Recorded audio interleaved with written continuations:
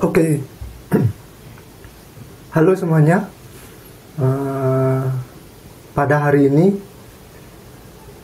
saya akan melakukan presentasi untuk pertemuan mata kuliah komunikasi bisnis pertemuan 9. Jadi sebelumnya Bapak informasikan kalau untuk pertemuan pada hari ini tidak dapat Bapak adakan secara langsung atau tatap muka di kelas, melainkan Bapak adakan menggunakan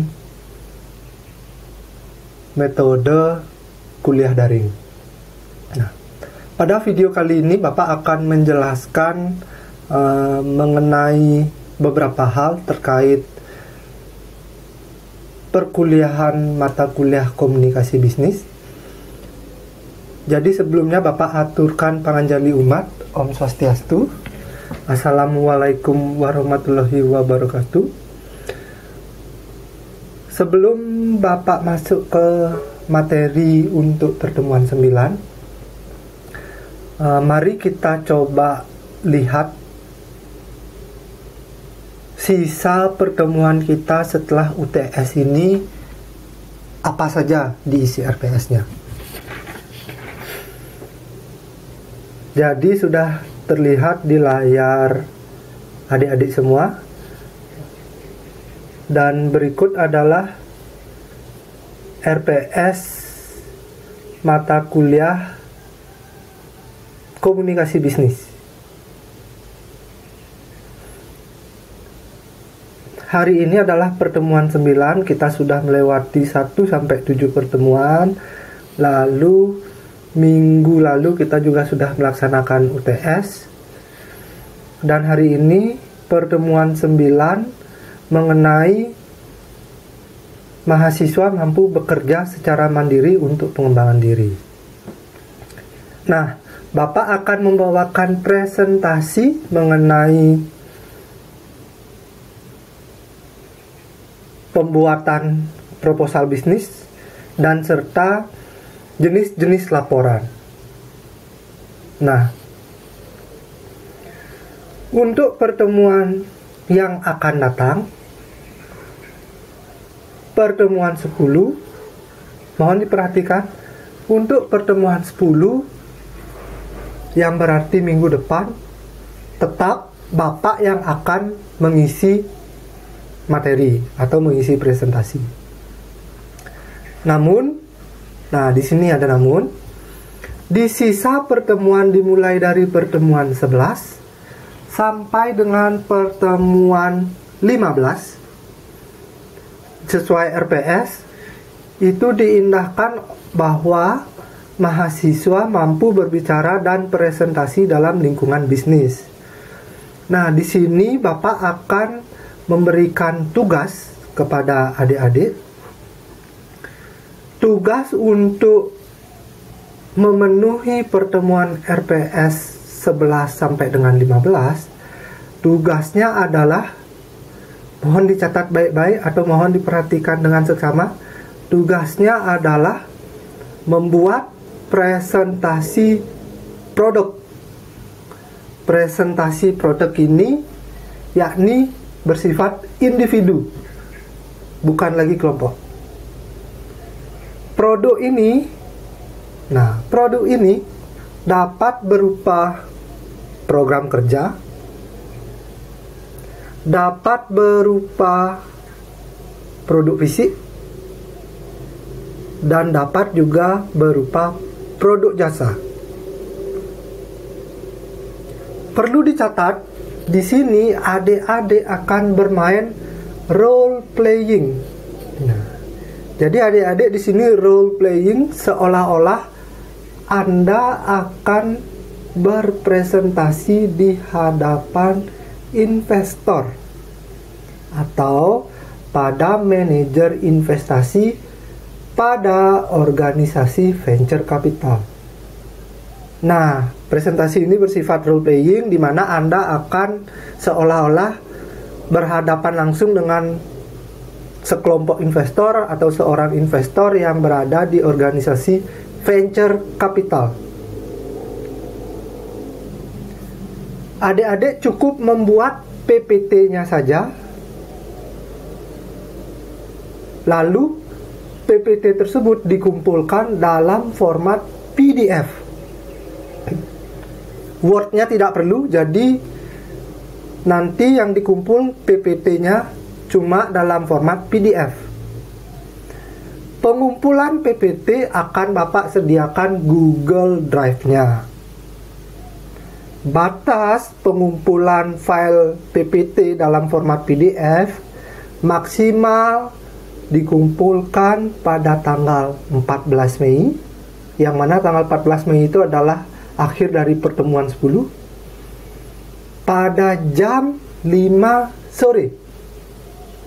Maksimal pengumpulan PDF-nya pada tanggal 14 Mei pada jam 5 sore. Ya. Tujuannya untuk membuat presentasi dan adik-adik nanti berpresentasi di kelas untuk memenuhi pertemuan 11 sampai dengan 15 ini. Terus pertanyaannya, Pak, siapa yang akan maju presentasi, Pak? Yang akan maju presentasi akan Bapak pilih sesuai dengan hasil PDF yang telah dikumpulkan. Bapak akan pilih mungkin setiap pertemuan akan ada 2 orang yang maju. Pertemuan 11 2 orang, pertemuan 12 2 orang, 13 2 orang, 14 2 orang, pertemuan 15 juga 2 orang.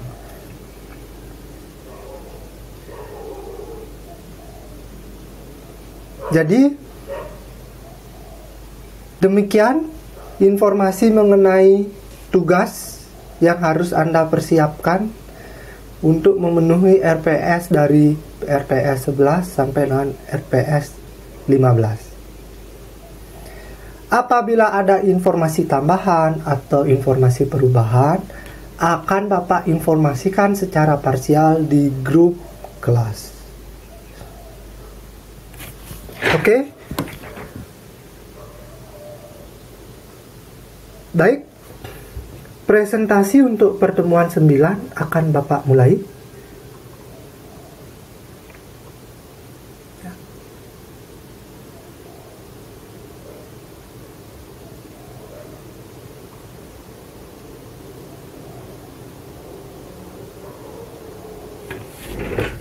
Oke, pertemuan 9 kita akan membahas tentang business proposal and reports.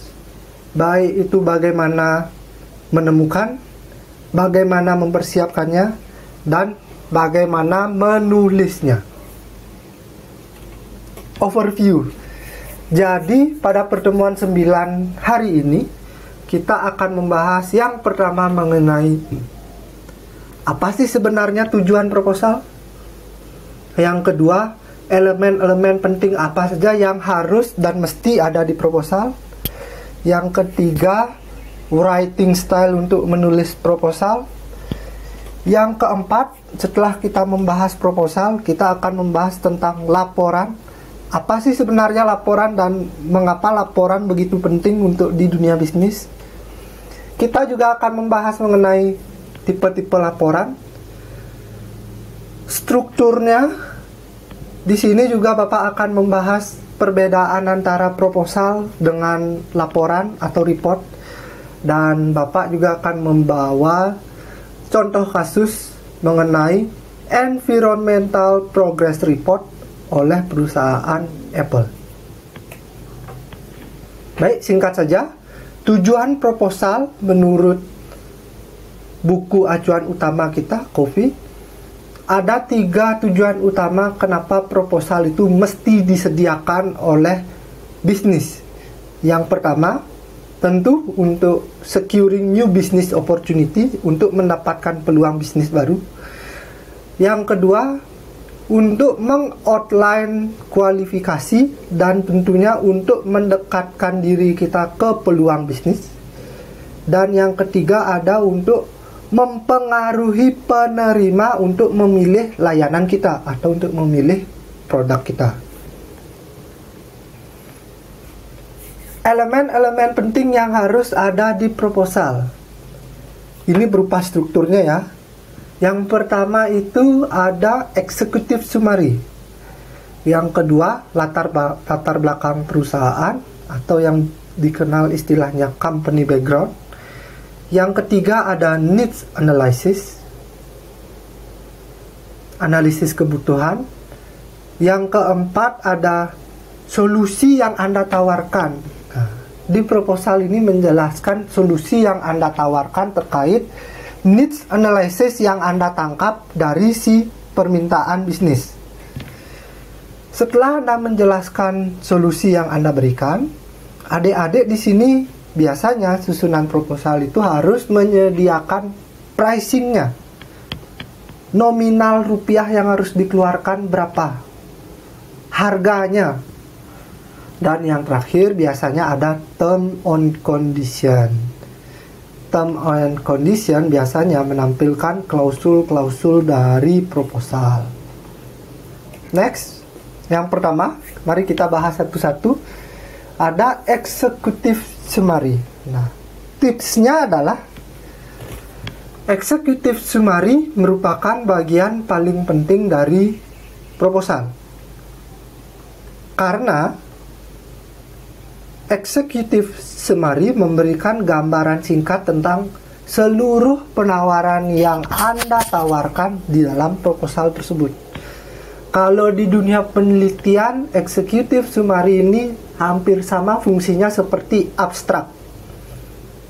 Hanya dengan membaca abstrak saja kita tahu bahwa penelitian ini bertujuan untuk apa, variabel di dalam artikel atau jurnal tersebut apa saja, alat analisisnya apa saja, sampai hasil dari penelitiannya bagaimana. Hampir mirip fungsinya executive summary seperti perusahaan Anda itu perusahaan apa, isi proposal yang Anda tawarkan apa, harganya berapa, dan klausul-klausul penting yang mungkin Anda harus taruh juga di executive summary itu klausul apa. Buatlah ringkasan eksekutif yang meyakinkan dan persuasif yang dapat dengan mudah dicerna oleh para target audience. Next, yang kedua ada company background. Company background biasanya digunakan untuk meng-highlight keahlian perusahaan Anda, meng-highlight pengalaman-pengalaman terdahulu yang pernah Anda kerjakan, serta apabila Anda mendapatkan prestasi, cantumkan prestasi yang relevan yang sesuai dengan produk dan jasa yang Anda tawarkan. Kalau tidak sesuai, jangan dicantumkan. Biasanya, menampilkan prestasi yang tidak sesuai dengan produk ataupun jasa yang ditawarkan di dalam isi proposal itu akan membuat ambiguitas si penerima. Gunakan informasi yang relevan ini up to date, serta ringkas dengan fokus pada apa yang membedakan perusahaan Anda dengan pesaing. Needs analysis.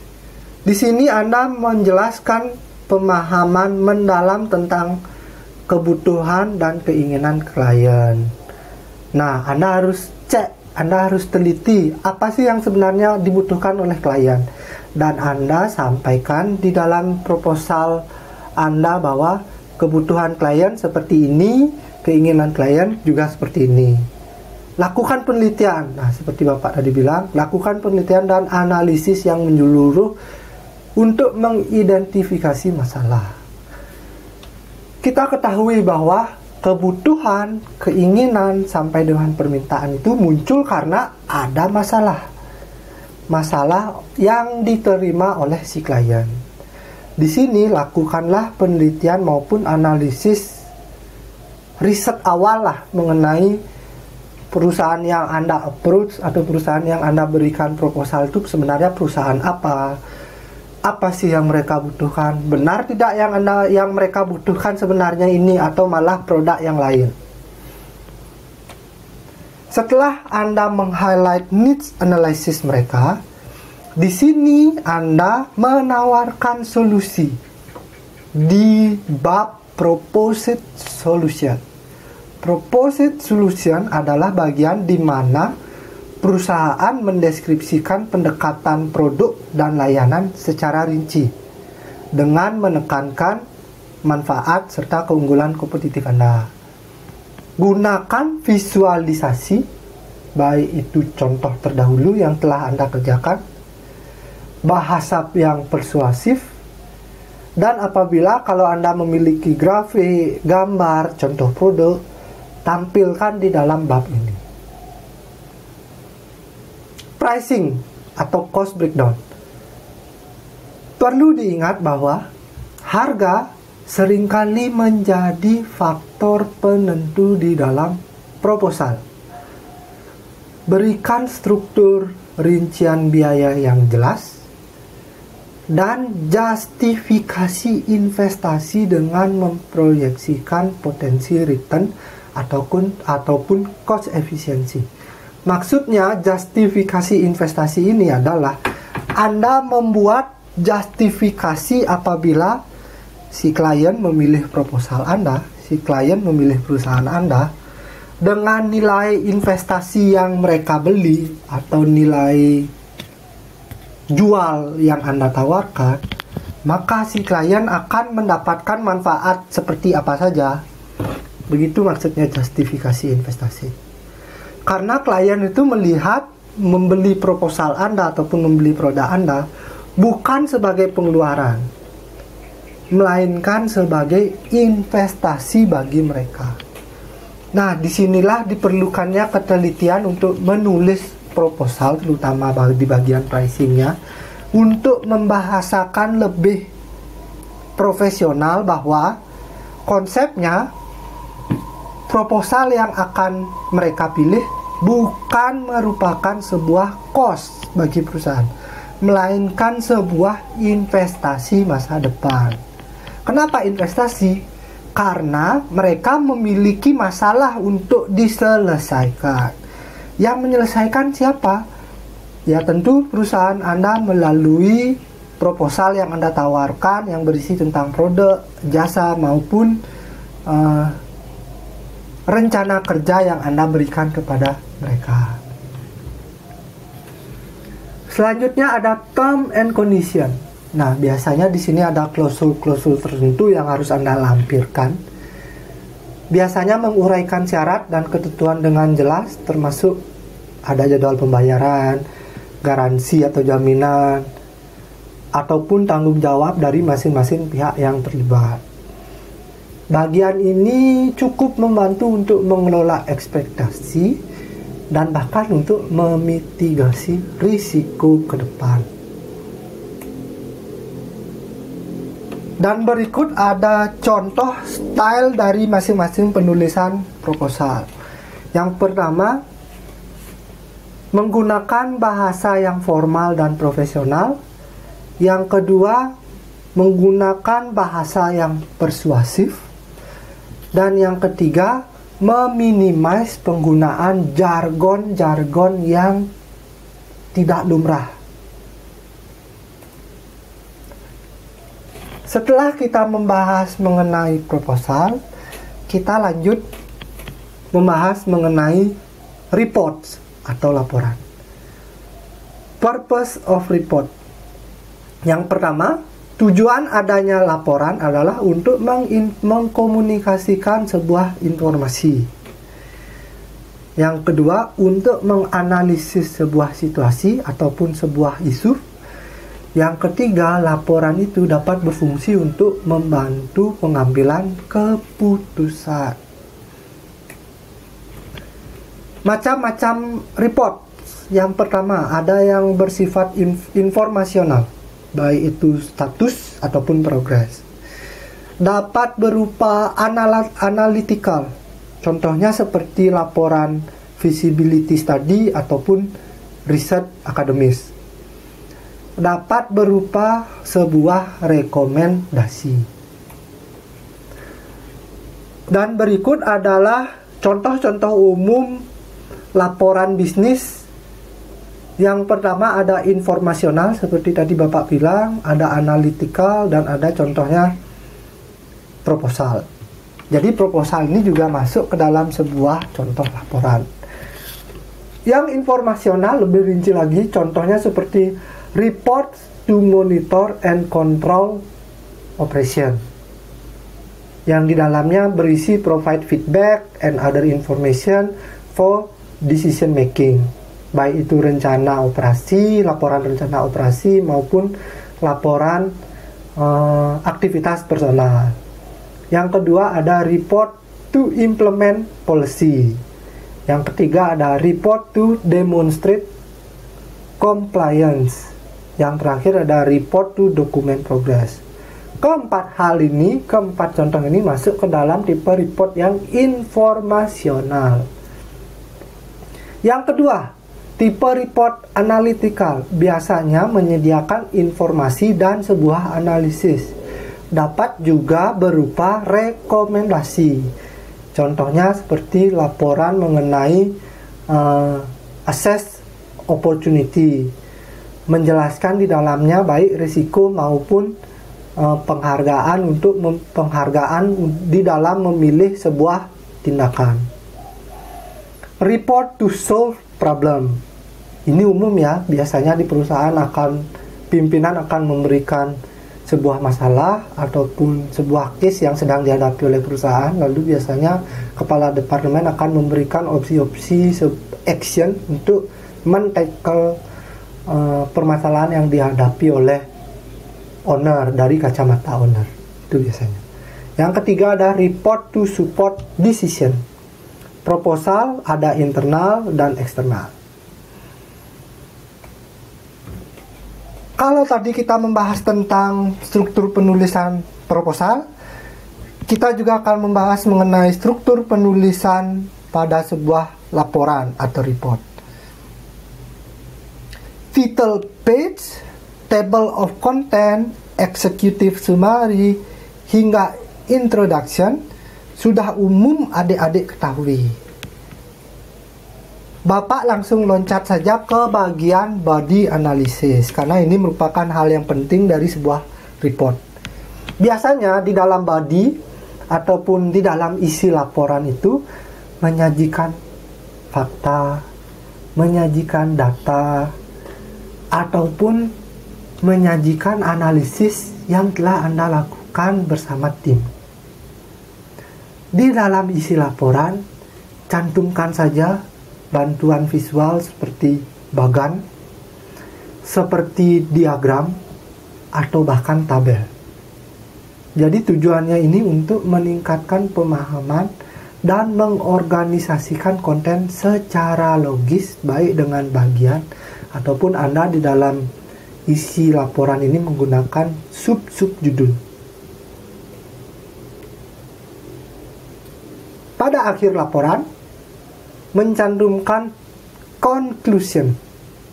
Biasanya di dalam conclusion ini kita merangkum temuan yang kita temukan, terus kita memberikan rekomendasi yang jelas kepada perusahaan. Jika perlu, gunakan bahasa yang persuasif untuk membenarkan rekomendasi perusahaan. Yang paling penting, sampaikan juga dampaknya apabila rekomendasi ini tidak diindahkan, rekomendasi ini tidak digunakan, maka akibatnya ini. Tujuannya itu untuk mempersuasif para audiens. Dan berikut adalah perbedaan utama antara proposal dan laporan. Proposal biasanya bersifat menawarkan atau meyakinkan, sedangkan laporan bersifat informatif.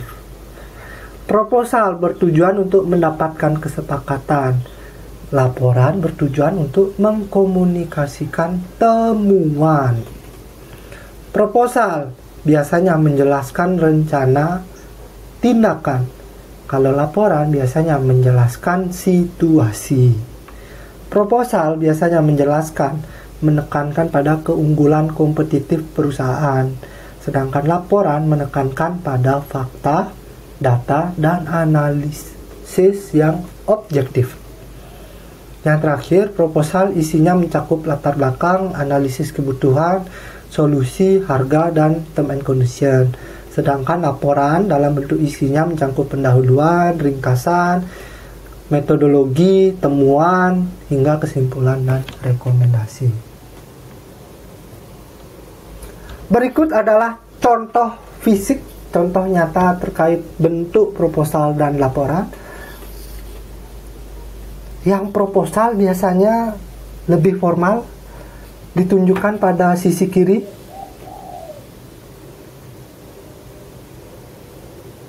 Sedangkan laporan lebih informatif, menunjukkan fakta, data, dan gambar.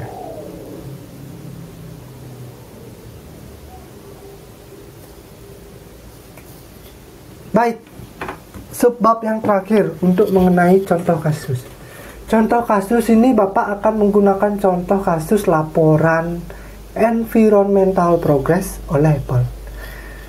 Untuk lebih jelasnya, adik-adik dapat menggunakan tautan berikut di website resminya Apple, www.apple.com/environment/pdf/Apple Environmental Progress Report 2030. Jadi ini adalah file PDF resmi dari Apple yang menegaskan bahwa progres dari environmental project yang mereka lakukan dengan tujuan untuk Apple ini akan mengeliminasi karbon di setiap lini produksinya yang ditargetkan akan zero carbon emission pada tahun 2030.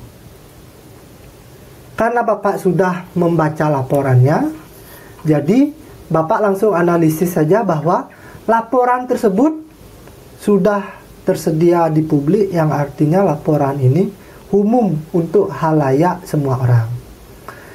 Terkait susunan laporan, laporannya bersusunan secara lengkap, dimulai dengan executive summary, terus penyampaian sepatah dua patah kata dari CEO dan Ketua Departemen Environmental Progress, dan juga sudah memberikan progres dalam bentuk data dan timeline.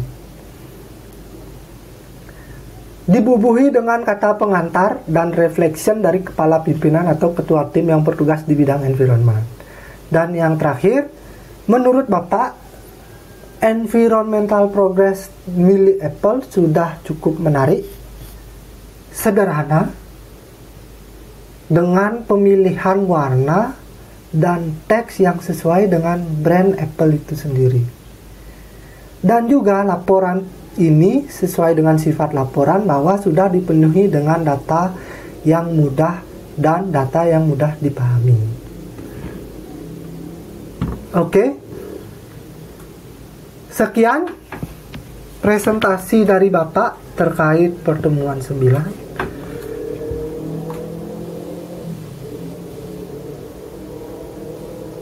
Untuk selanjutnya, apabila dari adik-adik ada yang ingin mengajukan pertanyaan, mohon diajukan pertanyaannya melalui grup WhatsApp. Nanti mungkin Bapak akan jawab satu persatu. Terkait pertemuan 10 akan Bapak tetap yang isi. Untuk selanjutnya kita akan bertemu baik dalam kelas secara tatap muka ataupun daring. Akan Bapak informasikan lebih lanjut di grup kelas. Akhir kata, Bapak tutup dengan Pramesanti. Om Santi Santi Santi Om. Assalamualaikum warahmatullahi wabarakatuh. Kita bertemu lagi pada pertemuan 10 di minggu depan. Bye bye.